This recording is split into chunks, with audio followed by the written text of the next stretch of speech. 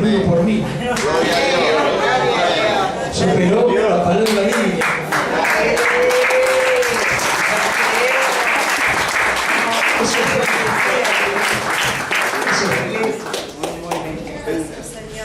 Bueno, antes de comenzar la palabra, quería comentarle, bueno, que los pastores en estos momentos están por embarcar ya, supongo que estarán embarcando para el vuelo de Estados Unidos. Pudieron solucionar un tema de vuelo de cabotaje en Atlanta. Atlanta es un aeropuerto gigantesco y ya una vez perdieron un vuelo, entonces como dicen, que se quema por leche, mira la vaca y llora, ¿no? Pero pudo solucionarlo con gente de la misma empresa aérea. Así que nos manda bendiciones y pide oración, porque hay un retiro de 3 días de mujeres. Se supone que la pastora va a tener que predicar un par de veces, lo cual es un tema, preparar palabra guiado por el Espíritu Santo. Uno puede preparar palabra en razón del conocimiento, lo que uno ha aprendido en la Biblia, pero ser guiado por el Espíritu Santo es otra cosa. Y realmente la vi estos días madrugando mucho para poder, de las 5:30 de la mañana, para poder preparar palabra. Y supongo que el pastor también.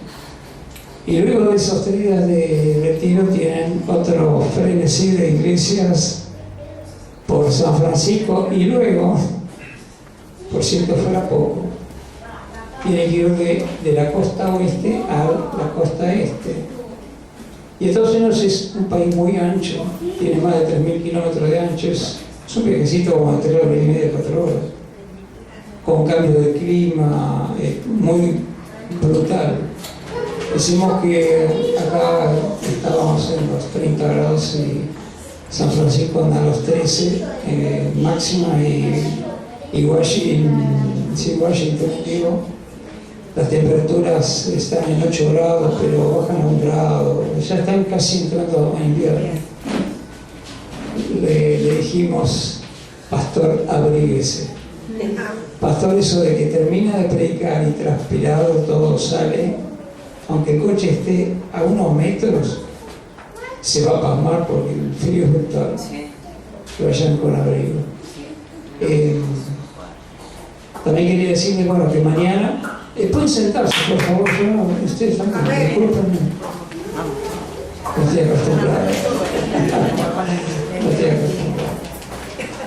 Sí. Mañana hay discipulado, como todos los viernes, y el sábado hay ensayo, ¿no? de los levitas, y el domingo próximo viene a predicar el pastor Alfredo Velázquez de la iglesia de Ciudadela. Así que bueno, los esperamos a todos ustedes. Antes que nada quería orar brevemente por esta palabra. Señor, te pido que sea tu palabra, tu voz, guiando mi mente y mi pensamiento. En el nombre de Jesús te lo pido. Dame fuerzas, dame paz en el corazón para poder transmitir lo que tú quieres dar a tu pueblo. Te lo pedimos todo en el nombre del poderoso de Jesús. Amén. Gracias, Jesús.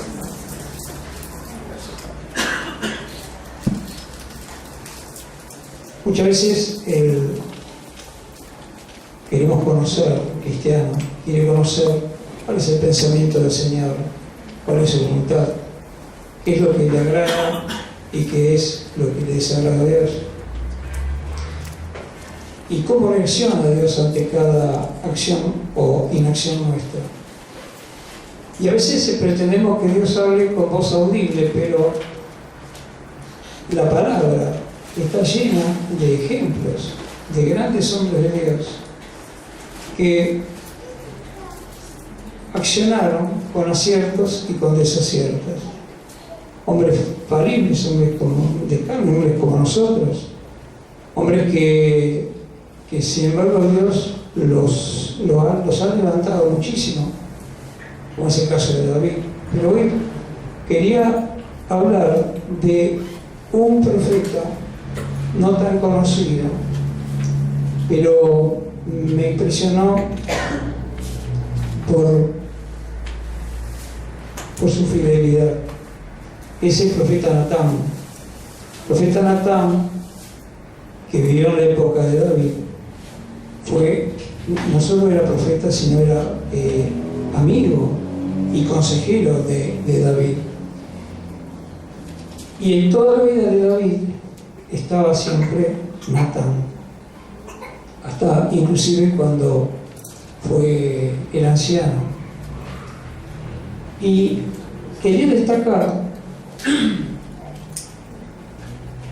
que el nombre de Natán significa dado, y fue precisamente dado por Dios para acompañar a David en su reinado. Terminó siendo un amigo fiel. Y cuando estudiamos la Biblia, vemos que David es figura y sombra de Jesucristo. Y cuando Jesucristo hablaba a sus discípulos en el libro de Lucas, en un momento dado dice: ya no os llamaré más siervos, sino que serán amigos. Es otra categoría. El amigo tiene intimidad, el amigo conoce los secretos de Dios, el amigo comparte las penas y las alegrías. Y este Natán, el amigo de David, figura de Jesucristo. Entonces me puse a ver un poco su historia y me impactó 3 circunstancias que compartió este Natán con David. Instancias que graves a nivel de problema. Y cómo se fue desarrollando y cómo reaccionó uno y otro. Y lo que es más importante, cuál era la voz del Señor, cuál era la voluntad de Dios en cada uno de estos. Les pido que me acompañen al segundo libro de Samuel, capítulo 7, versículo del 1.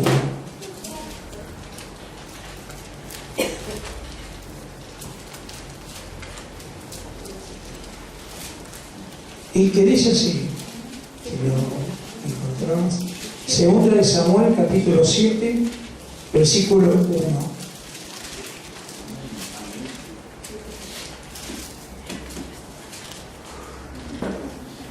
Y dice así: sucedió que cuando el rey ya moraba en su casa y el Señor le había dado descanso de sus enemigos por todos lados, el rey dijo al profeta Natán: mira, yo habito en una casa de cedro, pero el arca de Dios mora en medio de cortinas. Entonces Natán dijo al rey: ve y haz todo lo que está en tu corazón, porque el Señor está contigo. Esto parece una buena intención de Natán. O sea, el rey que le dice que tiene una muy linda casa y veía la tienda donde estaba el tabernáculo, donde estaba el arca, y en lo humano, David pensó humanamente y lógicamente, como diríamos, de hacerle una casa igual al Señor. Como parece lógico. Y el profeta, impensadamente, muy a la ligera, le dice que sí, porque el Señor está contigo. Y la palabra continúa en el versículo 4 diciendo: y sucedió que esa misma noche la palabra del Señor vino a Natán diciendo. Yo me preguntaba por qué esa misma noche, y me recordé que era tal las ganas que tenía David de construir templo, porque muchas veces en algunas meditaciones de ofrenda hablamos de cuando David ofrendó para el tabernáculo, para hacer el tabernáculo, una cifra gigantesca, y el pueblo otro tanto. Eran una cifra actuales de varios miles de millones de dólares. Y parecería que el Señor apareció inmediatamente para evitar que pusiéramos a la obra, porque en realidad Dios no estaba de acuerdo que lo hiciera David. Y ahora vamos a leer cómo el Señor le habla en forma irónica a Natán y a David, y ahora lo vamos a leer. Y el Señor siempre nos lleva a esos razonamientos que nos hace estrellar contra la pared. Y dice así, el versículo 5: Ve y di a mi siervo David, así dice el Señor, ¿eres tú el que me va a edificar una casa para morar en ella? Pues no he morado en una casa desde el día en que saqué de Egipto a los hijos de Israel hasta hoy, sino que he andado errante en una tienda, en un tabernáculo.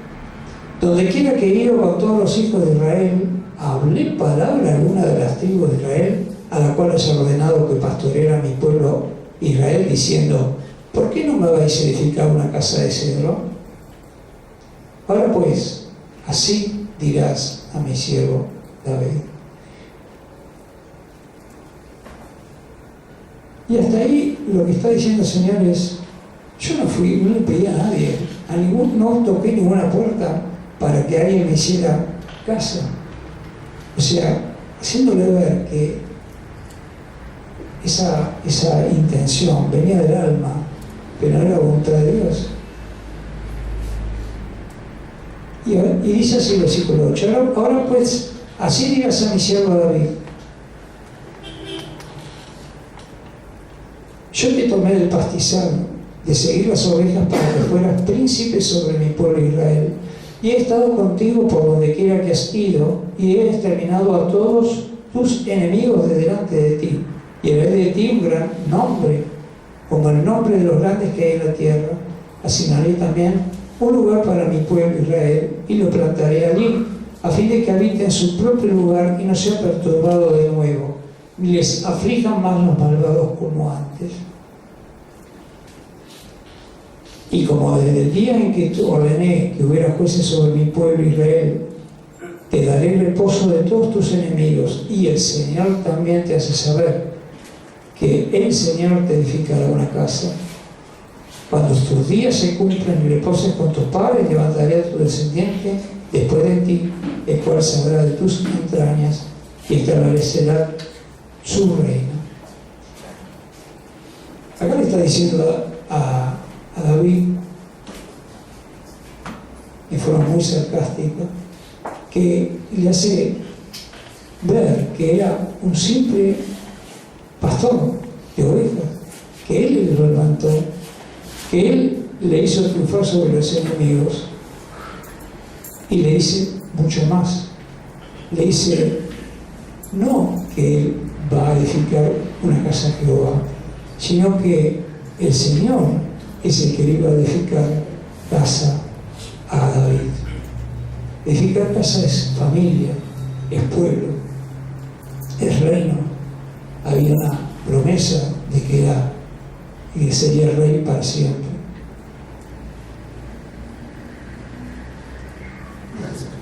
Y acá está la promesa en el versículo 16, cuando dice, tu casa y tu reino permanecerán para siempre delante de mí, tu trono será establecido para siempre.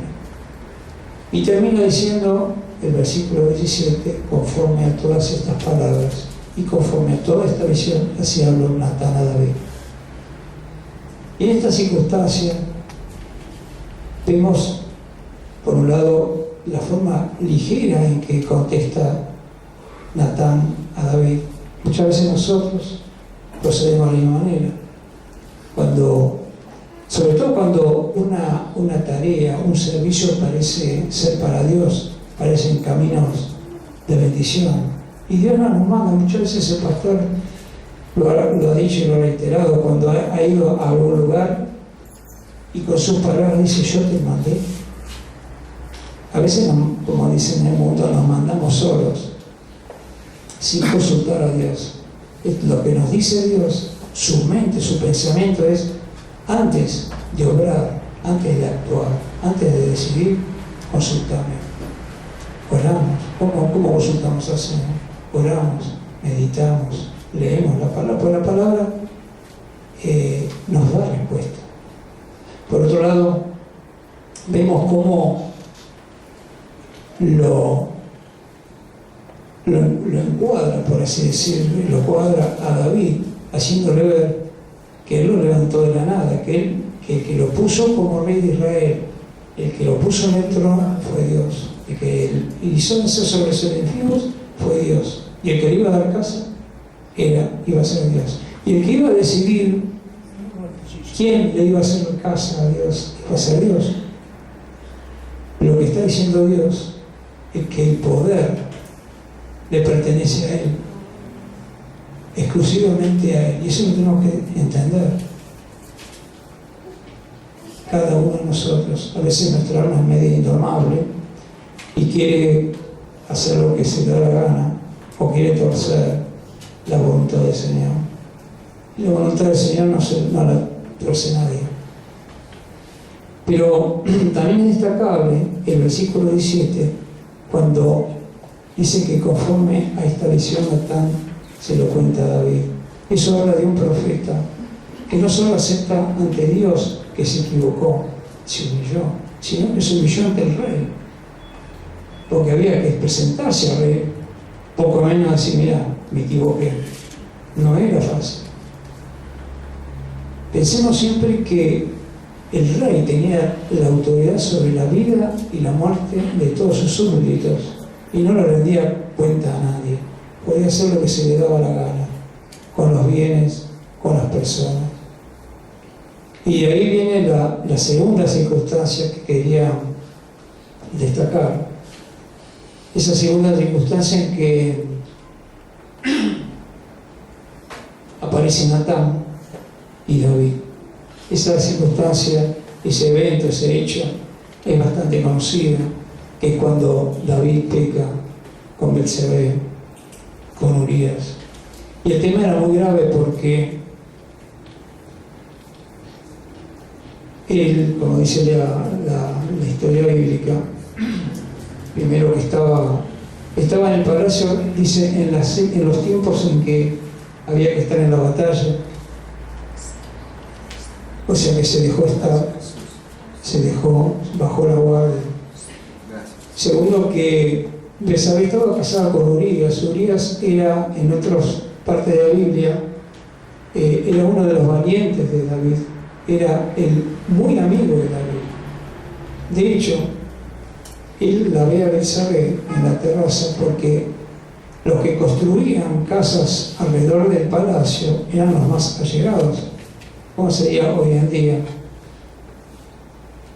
Con lo cual, David conocía a Betsabé y lo conocía a Urías, no tenía ningún tipo de explicación, de texto.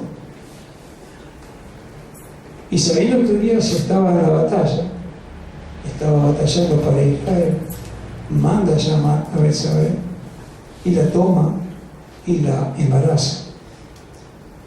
Y en esa época la mujer, pensemos que era el rey el que la estaba llamando y era el rey que imponía su voluntad. Y no se conformó con eso, sino que además lo manda a traer a Urías para que conviva con la señora, con la mujer, para ocultar el embarazo. Y bueno, la historia es que Urías se niega y le da un decreto y lo manda de vuelta al frente de batalla. En ese decreto estaba la sentencia de muerte de Urías. O sea que tenía todos los pecados aborrecibles, inclusive hoy día.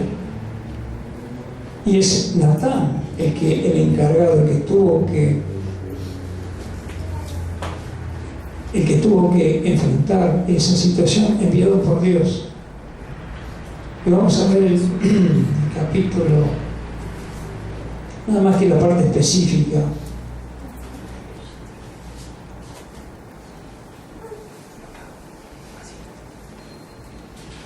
El capítulo 12, versículo 1, que es la parte en que Natán reprende a David. Y dice: entonces el Señor envió a Natán a David, y vino a él y le dijo, y le dice una parábola, un ejemplo, para que el rey, que era también juez de Israel, que impartía justicia, dijera qué es lo que debía que hacer. Bueno, ustedes saben la historia, el dictamen de David era: ese hombre merece la muerte. Hasta que Natán dice: ese hombre eres tú. Pero veo la fidelidad de Natán, la fidelidad con Dios, lo valeroso que fue, y lo valeroso para presentarse al rey con semejante denuncia, por así decirlo, porque Natán sabía que iba a desnudarlo al rey con toda su iniquidad, con todo su pecado, y sabía que le podía mandar a matar en forma inmediata, sin pestañear siquiera. Si había matado a Urias, ¿por qué no le iba a matar al profeta? Y esto nos enseña que a veces el Señor nos da un servicio, una palabra, que a veces no nos gusta, pero Dios busca creyentes valerosos. El hombre de Dios es un hombre valeroso. Cuando se evangeliza, cuando se da palabra, cuando se da un tratadito, a veces se da la palabra sin saber la reacción del otro. Y muchas veces reaccionan mal las personas, porque están mal. Pero Dios quiere ese cristiano, ese hombre. Y a veces cuando veía esto, cuando lo estudiaba, lo leía, uno ve muchas veces que el cristiano medio se resiste a todo tipo de riesgo. Hay una propaganda de un hombre que va a un auto y le dicen si está seguro de salir de su zona de confort. Y es un tema así, un término psicológico. Nosotros todos tenemos una zona de confort que implica la familia que tenemos, el trabajo que tenemos, el hogar que tenemos, el barrio que tenemos, los hábitos. Entonces eso forma como una estructura rígida. Y Dios es un Dios de imprevistos, y de golpe nos manda a hacer lo que nosotros no estamos capacitados. Yo me maravillo de mí mismo. Yo no estaba capacitado para hablar, y menos en público. Los que me conocen saben que yo me resisto todo lo que puedo. Todo lo que puedo. Y si bien Dios usa las capacidades naturales que tenemos, que son otras, por ahí capacidades de organización, otro tipo de capacidades, yo me acuerdo cuando me dijo los pastores, vas a administrar su ofrenda la primera vez. Yo creo que esa tarea de que me subo, eso le pasó a los hermanos. Y no es que nos separa acá, mirándolos, aunque ustedes vean a alguien calmo, en realidad por dentro vibra. No sé si la palabra es tiemblo, pero sí que vibra por muchas causas. Yo personalmente siempre lo digo, siempre lo pienso, ¿no? Que yo tengo mucho temor de Dios, mucho. Cada palabra que digo, poca, mucha, temo equivocarme. En serio. Sería más fácil hablar bien. Pero el temor a hacer equivocar a un hermano, una palabra mal dicha, acá o en cualquier área de servicio, mismo los hermanos que están de portero, los hermanos que reciben, los hermanos que, terminado el culto, se acercan a los hermanos nuevos para demostrarle cordialidad. Somos humanos. Yo siempre digo, yo soy Roberto, vos sos Teresa, José. Mínimamente eso implica acercarse al otro, y eso implica salir de mi zona de confort, predicando o ministrando ofrendas o en la consola o con las yo digo filminas, las diapositivas, que fue toda una novedad y me hace un barullo bárbaro todavía. Los hermanos me guían, gracias a Dios. El hermano Roberto me hace para arriba, para el medio, hacia así. Y yo lo miro petrificado, no le miro la cada y ni les hablo, ni les cuento cuando empiezan los enganchados, como dicen ellos, que no sé partir la disparo. Pero lo hacemos no solo con temor de Dios, sino con un sentir de servicio, entendiendo que eso es lo que Dios quiere. Yo cuando oraba al Espíritu Santo para que la palabra le cale en el corazón, porque la idea, el pensamiento, es entender precisamente cuál es el pensamiento de Dios, qué es lo que le agrada, qué es lo que le desagrada, y cómo Dios es un Dios de oportunidades. Fíjese que lo que logra Natán, más allá de su actitud, de este hombre fiel, porque fue fiel con Dios y fue fiel con David, con el rey, con esa imagen, esa sombra de Jesucristo, alguien importante, sin mirar el costo, saliendo de esa zona de confort. Y también vemos cómo un David reacciona, se arrepiente y Dios lo perdona. Y también vemos que si bien Dios nos perdona, todo pecado tiene consecuencias. Esto es como un coche que le saca la marcha y sigue su ruta, disminuye la velocidad, pero hay un tramo que sigue de largo. Las consecuencias del pecado, que a veces nos pecamos obviamente, pero nos resistimos a las consecuencias, nos retorcemos, no queremos consecuencias. Lo que dice el mundo es un pagadiós, ¿no? O sea, hago esto, total la gracia, Dios es un Dios de gracia, y es peco, gracia, peco, me arrepiento, sin entender que cada caída, esto como el cuerpo, ¿no?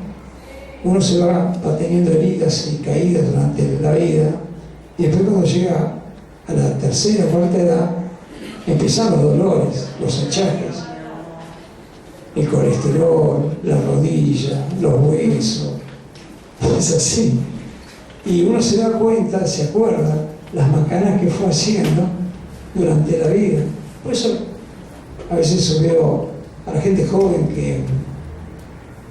que parece que son Superman, son inmortales, ¿no? Porque, y uno vivió eso cuando era joven, como que todo es posible. O sea, por eso pasan esos accidentes con coches que van por la avenida 100 y pico de kilómetros. El otro día había un muchacho en una moto, en una ruta, acostado en la moto, acostado totalmente, en medio del tráfico, sin luces, sin casco, sin nada de nada. Y Dios no soporta, pero todo tiene consecuencias, y de hecho David tuvo sus consecuencias.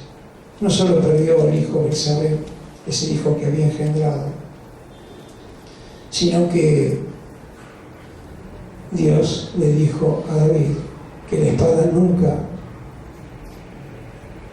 se alejaría de su casa. Y cuando uno analiza la vida de David y de su familia, fue un desastre. O sea, como padre fue un desastre, porque tuvo un hijo, Absalón, que se rebeló, terminó muerto, o sea, todas unas historias. Y ahora vamos a ver otro hijo que se rebeló, Adonías. Tuvo hijas que fueron violadas. O sea, la verdad que su vida personal nunca tuvo paz, pero todo era consecuencia de los errores de David. Sin embargo, para Dios dice que David tenía el corazón conforme a Jehová. Es increíble. A veces leemos y nos han dicho que el Dios del Antiguo Testamento es el Dios duro, de los 600 mandamientos, 400 preceptos, el hombre que pecare morirá. Pero sin embargo, cuando uno ve las historias así en puntuales, vemos un Dios que de oportunidades, un Dios de misericordia, un Dios que daba nuevas oportunidades, no solo a David, a otros hombres de Dios. Pero sabemos que Dios sabía qué corazón tenía David, pero David tuvo que aprender, como tuvo que aprender Jesucristo. Dice que Jesús tuvo que aprender, porque era hombre, 100% hombre y 100% Dios. Ahora vamos a ir a una tercera circunstancia. Hemos visto que desde el inicio de la relación Natán, por lo menos el inicio que relata la Biblia, que era el primer evento, cuando quería construir el templo. Este otro evento, cuando peca David. Y la Biblia hace mención de un tercer evento. Por ahí debe haber algún otro más, pero a mí me impactó cómo este hombre, Natán, está al lado de David, siendo David anciano. Era ya anciano, no digo a punto de morir, pero estaba ya, no podía gobernar. Y si me acompañan al libro de Primera de Reyes, capítulo 1, versículo 1.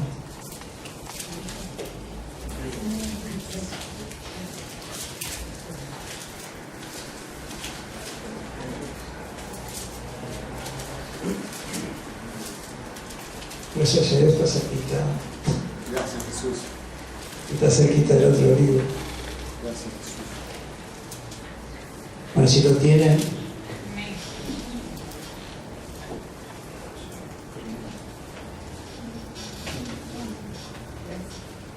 Acá muestra en el versículo 1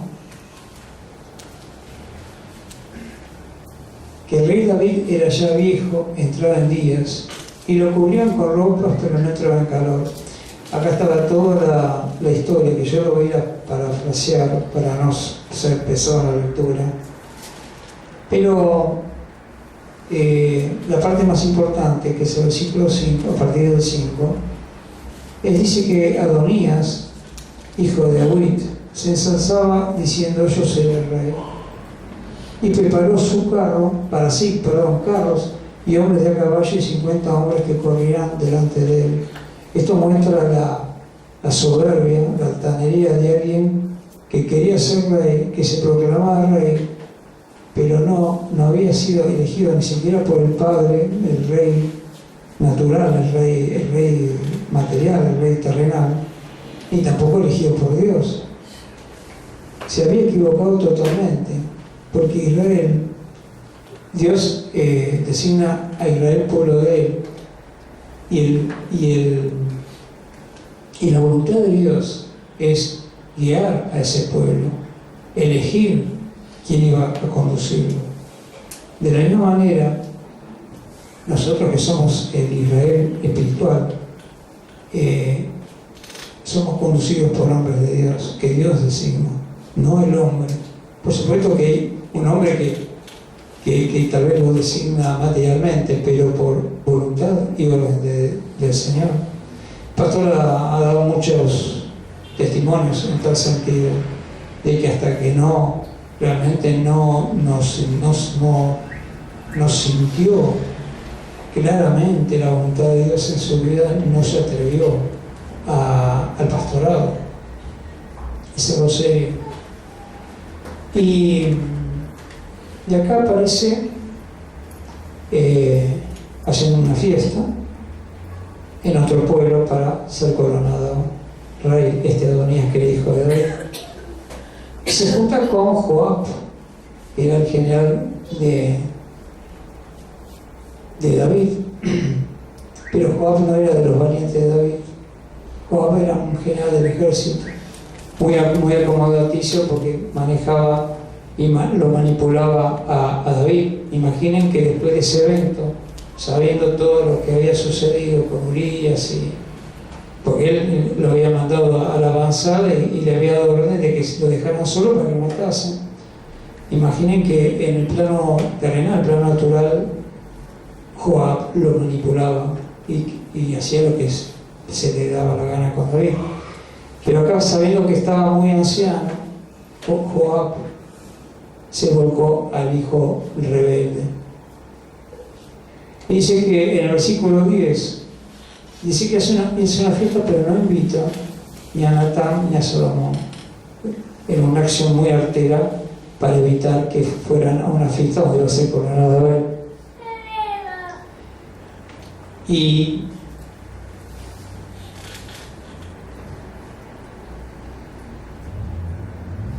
después viene toda esta historia, la voy a resumir. Dios le da una estrategia, porque Dios da estrategia. Yo cuando di testimonio, eso fue una estrategia del Señor. Del hacer o dejar de hacer, esa es una estrategia del Señor. El actuar o esperar en el Señor. Y Dios acá le dice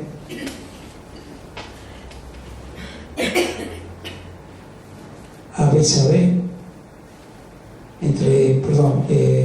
Dios le da la estrategia a Natán, quien le dice a Betsabé que le recuerde a David cuál era su juramento para con Dios y para con ella, de que el que iba a ser el rey era Salomón. Y dice que David no ignoraba todo esto, ya era un anciano, estaba fuera de foco. Y David reacciona inmediatamente, corona a Salomón y el pueblo lo vitorea. Y parece ser que tanto el hijo como los que estaban con los hijos suyos despavoridos, porque en esa época el que era rebelde lo liquidaba directamente, porque sabía que podían volver a ser rebelde. Por eso asombra la valentía de Natán, la fidelidad que tuvo. Eso nos llama a ver y a analizar y a cuestionar cuál es nuestra fidelidad con Dios. ¿Cuán fieles somos? No lo que decimos que somos, sino lo que realmente somos.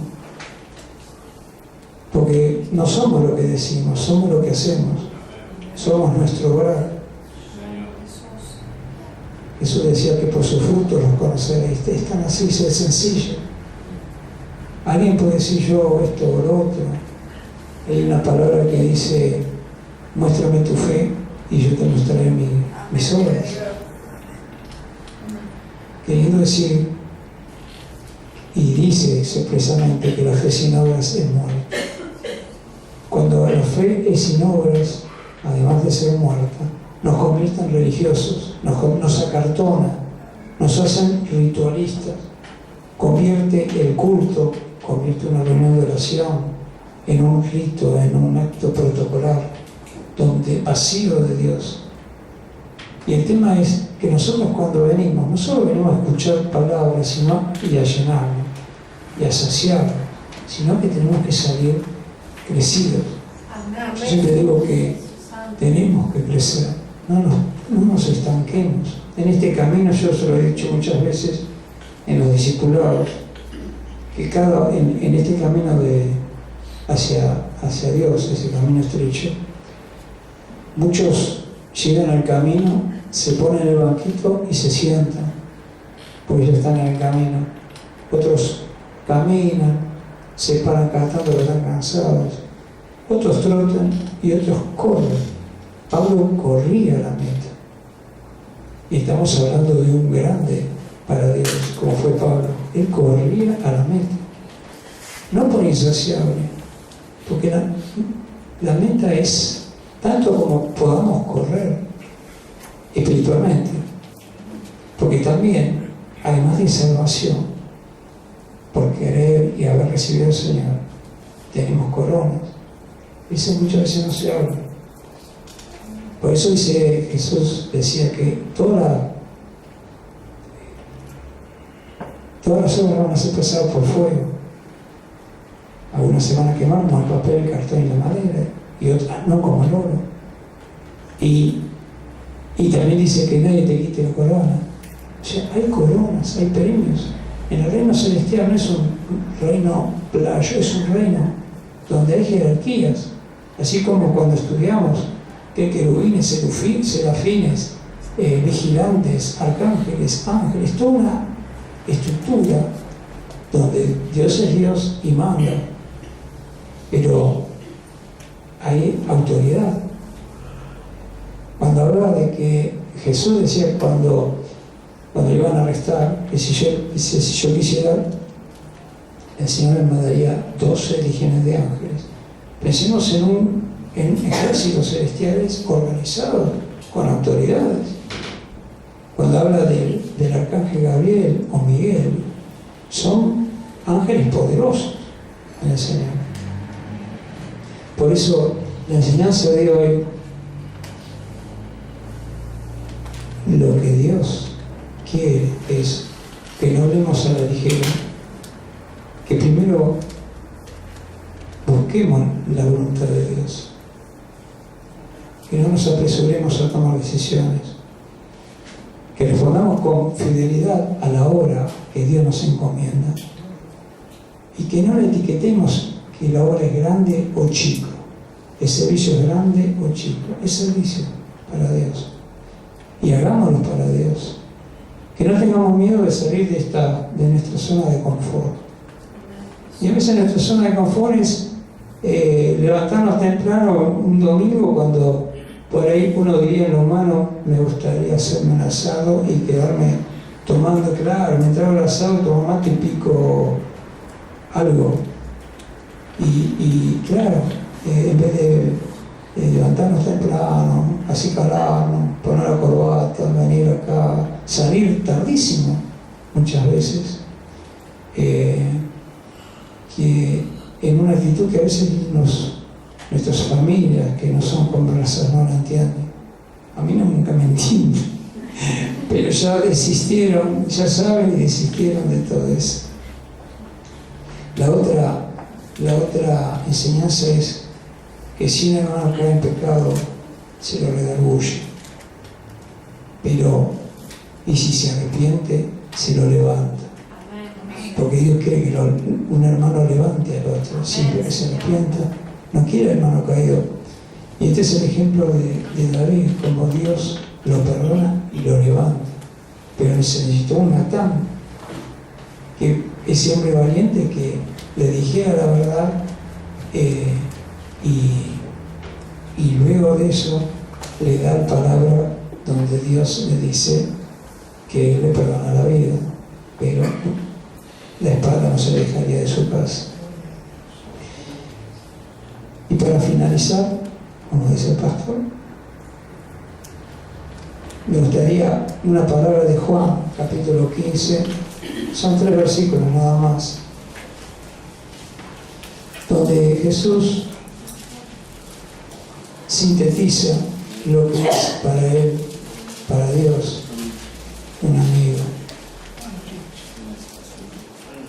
Juan capítulo 15. Juan casi capítulo 15, versículo 13, del 13 al 15, vamos a ver.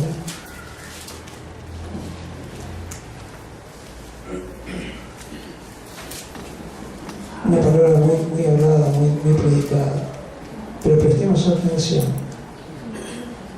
Está Jesús hablando.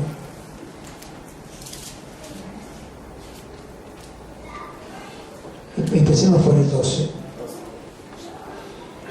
Este es mi mandamiento, que os amáis los unos a los otros, así como yo os he amado.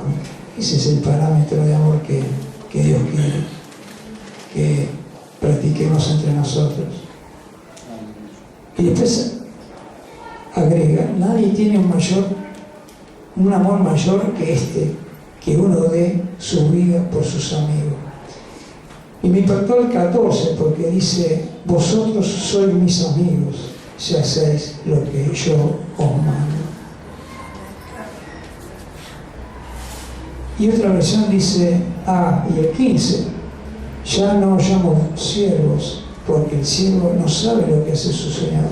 Por eso, pero os he llamado amigos, porque os he dado a conocer todo lo que he oído de mi Padre. Jesús invoca una ley natural en una casa. El siervo no participa ni conoce los secretos de la familia. Jesús dice, ya no son siervos míos, son amigos. Ser amigo de Dios es grande. A veces hablamos mucho de la novia, pero aparte de la iglesia novia están los amigos del novio. Abraham, Dios lo designa amigo de Dios. Y fíjense que acá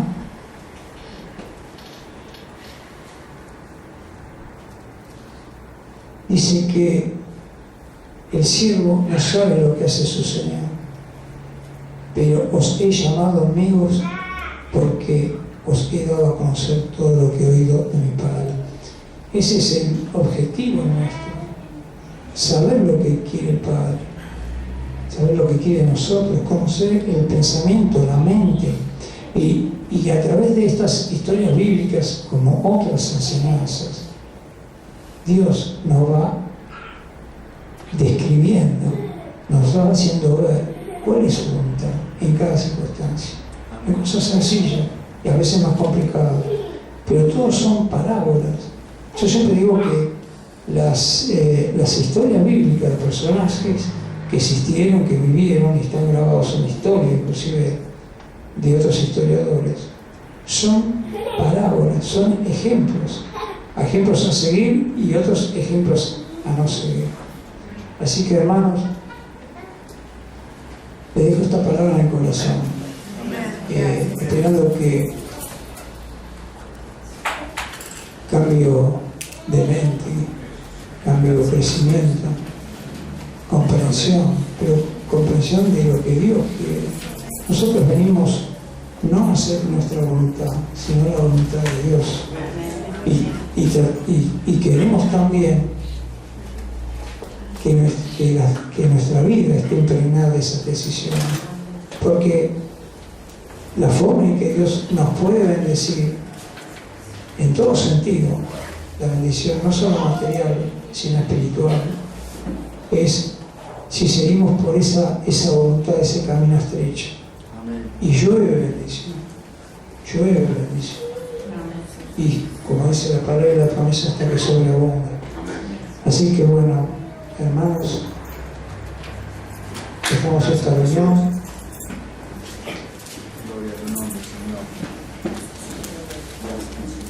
Y ponemos en manos del Señor nuestra vida al servicio de Él.